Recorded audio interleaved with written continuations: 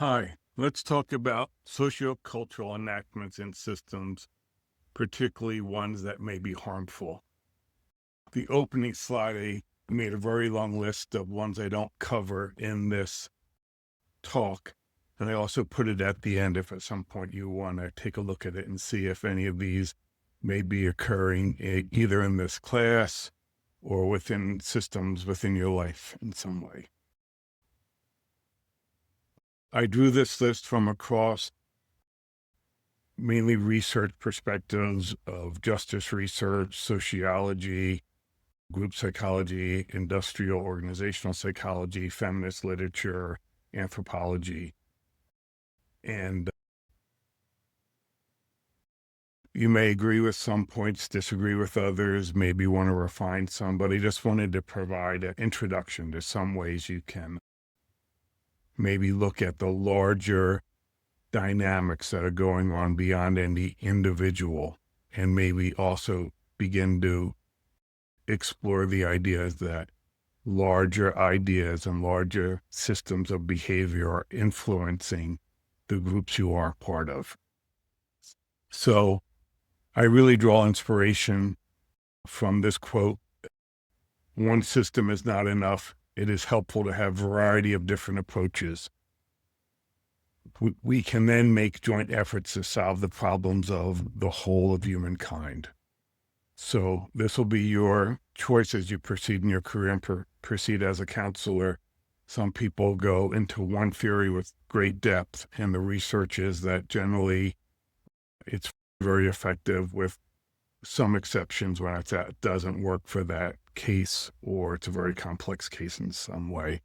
And other people work from a more kind of eclectic, or in the Western view, I would say for myself, I kind of work from this applied postmodern view, which would be the application of Crenshaw's intersectionality into psychotherapy, along with, of course, contemplative psychotherapy, which I think might supersede that. But you have your own views and opinions, and you're developing and growing. And the wonderful thing about this career is your ideas grow and change, and the way you work grows and changes, and who you work with grows and changes. So let's get into it. So sociocultural enactments are repeating patterns of behavior across contexts.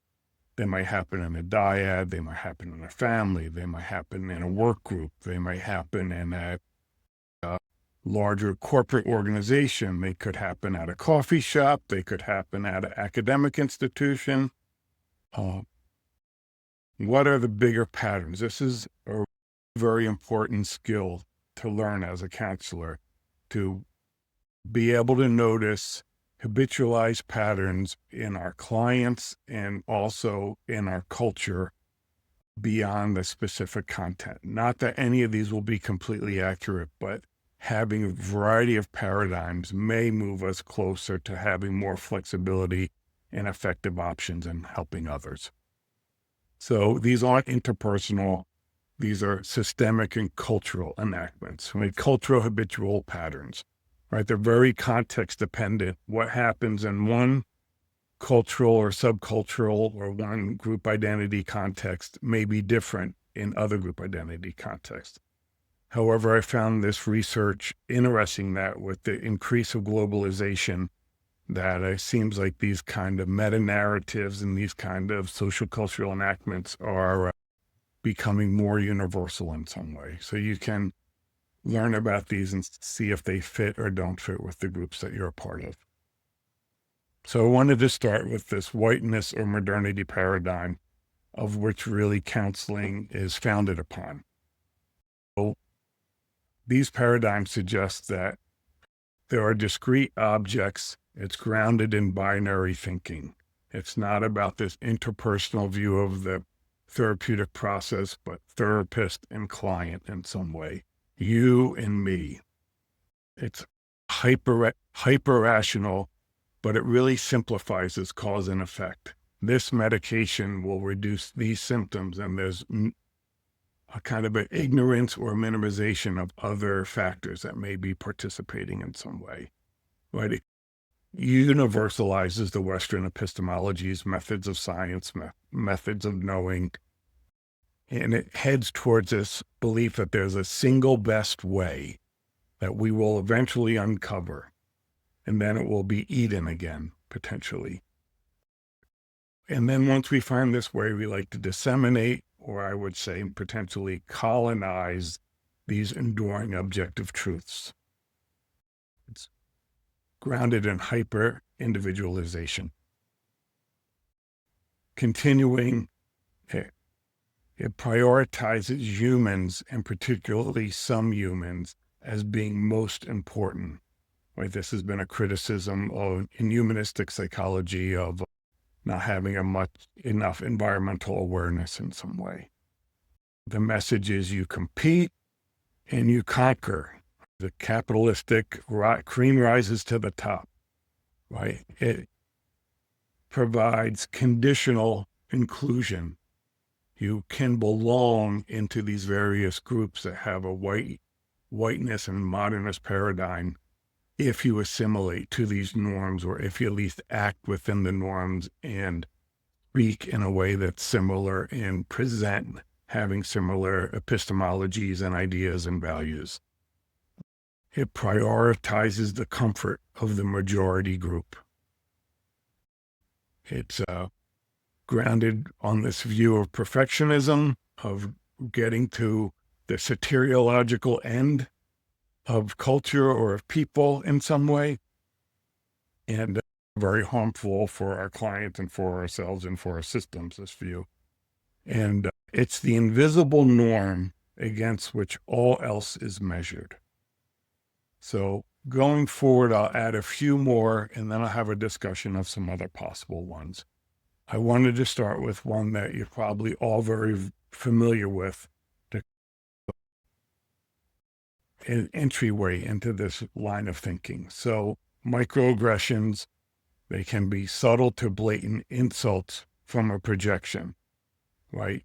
Racial, gender, and other identity biases are really enacted, I think, continually, right? Potentially from a lack of awareness, knowledge, or bias, or skills. People don't know how to interact with people different from them. They meet someone different from them or from some identity, and they have their past scripts that come forward about them. And they may have a lack of awareness that these scripts are happening, or they may have a lack of skill of how to interact and communicate beyond these scripts. These often get under-addressed because they can be so ambiguous and subtle. It's not an uncommon experience for someone to leave an interaction and then feel that they have been dismissed or projected upon. When these happen in groups, very often everyone just sits in silence and ignores the situation. I've seen this many times. And then the effect of these are cumulative, that people will eventually feel as if they don't belong. They may begin to gaslight themselves in some way. They may develop a lot of anger, mistrust. The way I work in my groups and in leadership and in the groups I'm a part of is that it's, even if we work really hard, it's hard to understand every potential microaggression, particularly if you work with diverse clients and international clients or work within international groups. And can we help each other grow in our awareness? So someone might say, ouch, or someone might say, I'd like to stop and address something at this point. So I think the idea here is that you can all expand your awareness throughout your lives around these kind of dynamics. So along this theme, but from different literature and a different academic tradition, scholarship tradition, marginalized and dissenting voices are often disrupted, dismissed, and then eventually not invited to share. And then when they do share, others co-opt their ideas and take credit. I think a common example about this is people look at Elvis as being very influenced by African-American music, gospel music, early R&B, and as the white male getting credit for these ideas. I've seen this happen a ton too. Tokenism is also along these same theme. So people with marginal identities or unique identities within a system become hyper visible. You notice the one person who is different in the room in some way. And then inevitably they are commonly stereotyped. And then they can feel pressured to, and they're asked to represent the whole identity group, or they're projected that they're an example or an exception, and the stereotypes continue. And it can be very difficult for these people to both feel like they can be and be seen as who they are in their complexity and not in some kind of modernist reductionist stereotype. So when you are a subgroup or one or two or a marginalized individual, it can lead to heightened scrutiny. You see this often with a lot of research on professors of color often get the most critical feedback and the most negative reviews, and this even increases to a greater extent when they're talking about issues of difference and diversity. And this can lead to feeling like you don't belong, silencing, mistrust, and then eventually retention. I just had a very personal experience where I felt like someone with a very unique, multi-marginalized identity felt they didn't get the support they needed in a system and decided to leave that system that I was a part of. And it's very sad and aggravating, enraging. And in my attempts, the system can't quite see that this dynamic has occurred yet. And potentially I'm wrong, but that's my sense. We could at least discuss it. So this is potentially something that I see happen over and over in our culture. Happens from large-scale polarization between political parties, through intimate relationships, happens with in-laws, it happens in families. It's similar to triangulation in family therapy in some way. Systems will displace the anxieties and failures onto one person or one subgroup. Things won't go the way that people would like them to go. Things never go perfectly, and they'll look for someone to blame. Someone will become the identified patient. And if someone defends themselves or has a different point of view, they can be labeled as the problem person because they're not going along with the meta-narrative of that group. And then we talked about this a lot, but they're seen as personally failing or personally lacking the skills, as opposed to a system being able to conceptualize things as maybe a systemic issue in some way. Often people set each other up to be scapegoated. They talk behind someone else's back. They talk about what they don't like about someone, what they think is odd, what they disagree with. They build a kind of a silent, outside of this person's awareness, kind of subgroup that can eventually place this person as they're the problem, I or we are good and positive in some way. I get invited into this a lot, but I'm thinking I just don't participate. I feel so passionate about this that I can think of a colleague who, very respected, admired, lovely, and loving colleague, but eventually when we get together, they'll turn the conversation towards other people they've had difficulties with or problems with or disrespect in a way that feels like not taking ownership of their experience of that, not reflecting upon it, why it bothers them, but in some way inviting me to join in with this narrative that they're good and the other person is bad. And I interrupt this over. And this, in my role throughout being a teacher and a professor at Naropa, happens all the time. A student will come up to me and see if they can split me against the CSP and what's terrible about this CSP and how class would be better without this CSP. Or students will go to other faculty and say, this professor is horrible. They'll do this to me. This professor is horrible and you have a position of power. You should really do something, you should exclude that person, you should fire that person, without really the reflection upon why this is impactful for them, why this makes them uncomfortable in some way, and also without the ability to look at the larger systemic multiple causes that may be going into the creation of that situation, right? So it's just this idea that it's systemic causes and systemic norms that help set up scapegoating dynamics.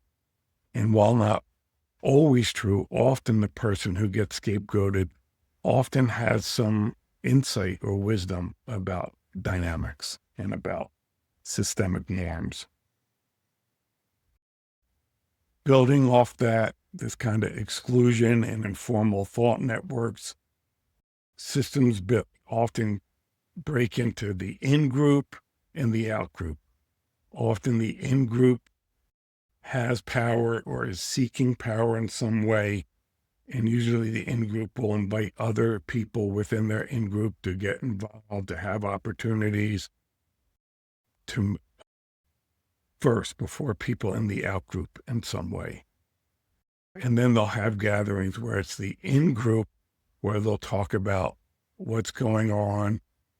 They may talk about the out-group. They might want to talk about who they want to bring into their in-group to consolidate more power, or at least to consolidate what they think is best within a system. There's these secret alliances where people assume both know what they're talking about, but they just don't want to say things explicitly. It's like dog whistling.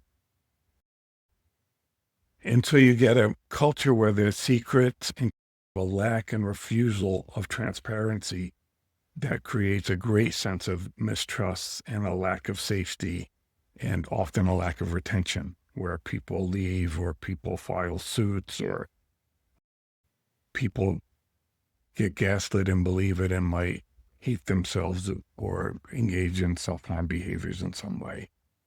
So building from that, systems can deny or normalize harmful or potentially abusive incidents. And people will be labeled as, you're too sensitive. It's America. If you don't love it, leave it. So these people with distinct perspectives can get isolated from the group. They can begin to doubt themselves, and it kind of distorts, goes into this whiteness modernist theory. It's real simplification of this person is bad. You just tell this person, you're wrong. Your views don't count. I'm not interested in your experience of reality. Moral credentialing builds on talking a lot about kind of diversity examples in this talk. That there's an action with individuals and an action within people. That kind of one progressive act excuses regression.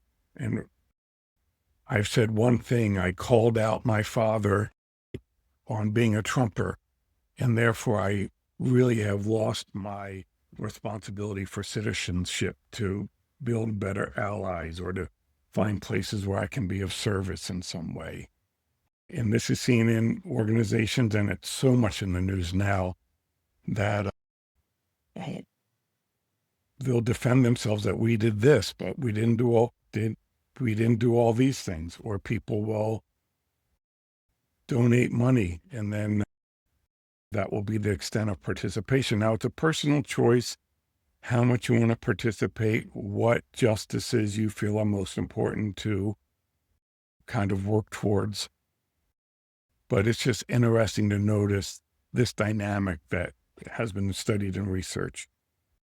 Some theories are that often people with some level of privilege have tremendous feelings of guilt and shame. And that by doing one thing, it relieves these feelings of guilt and shame. Or even better, in different research, is that if they can find someone who's worse and demonize them, they can even feel better about themselves and their efforts and their maybe lack of participation or lack of awareness. So These were just a few, and I made a very big list here that's drawn across kind of scholarship traditions and artistic traditions. So I'll just run through these really quickly, and I'm hoping you'll be able to stop, think about these, and see how these dynamics may be playing out in the groups you're a part of. So tribalism, forming networks just of like-minded and similarly self-identifying individuals.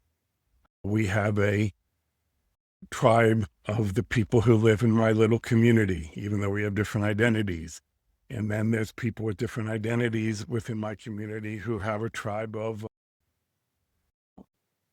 their religious beliefs or their cultural traditions in some way.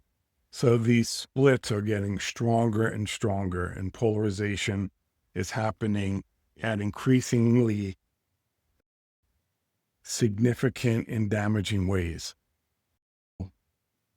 Along with this dynamic is this rise in group loyalty, right? Our identities are multiple, complex, intersectional identities, whatever identity may be most forward, or the multiple identities that may be most cognizant in how we see ourselves or in our mind.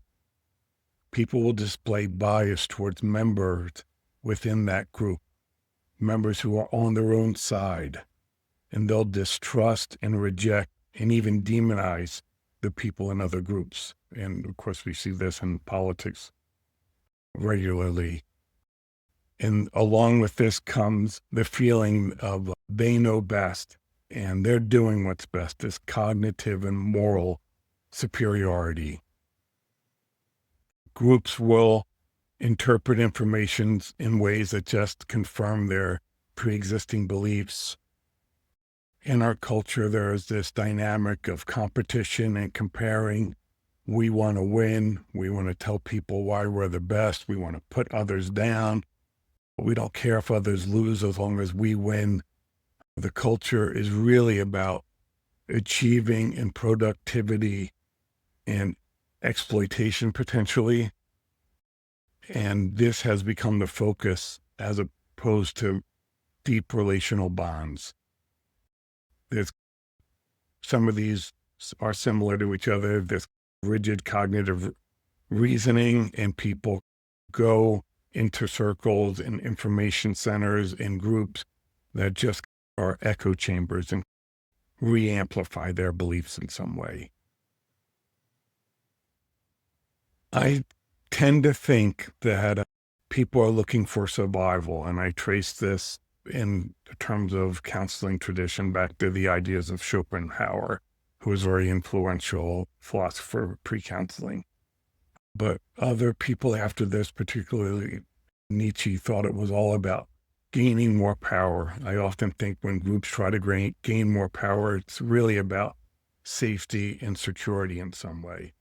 But it's very interesting that these following two dynamics have been found, that people will highlight differences as a way of trying to gain power, or people will minimize differences in order to promote a certain narrative and also to gain power and control over others. Within a subgroup, within a community, there's been an increase of avoidance and silencing and not speaking to intergroup disagreements and conflicts. Groups avoid complex thinking now.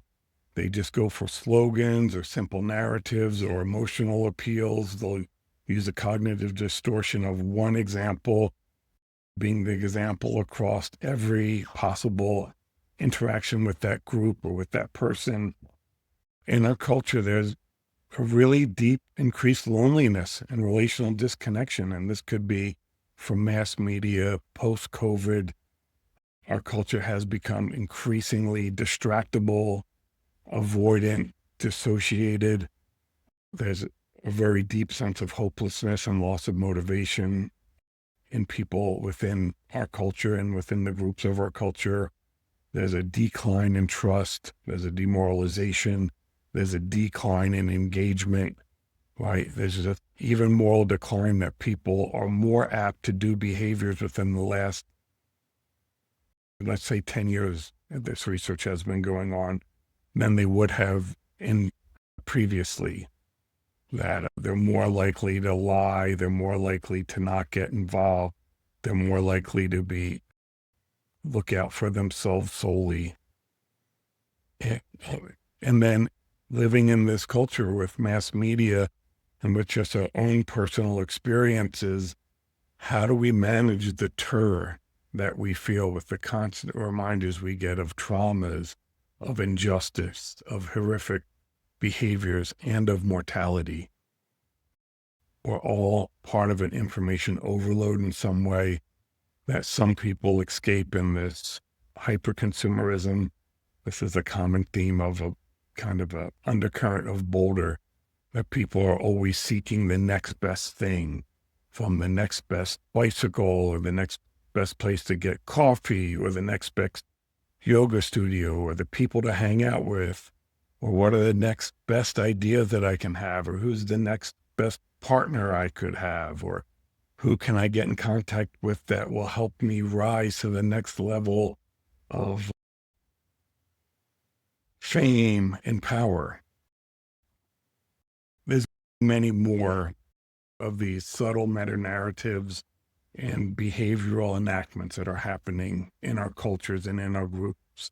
I want to provide some for you, but I think the biggest goal in this class, and potentially in your work as a counselor, is to expand yourself to begin to be able to conceptualize things upon this level too. This was very similar to some early waves of feminism and critical race theory, justice psychology, in that it's not the individual, it's not the subgroup, but somehow the larger culture sets us up for having these meta-narratives, having these behaviors that are often occurring outside of our own personal awareness and outside of the awareness of the systems we are a part of. Hope this helps. Bye-bye.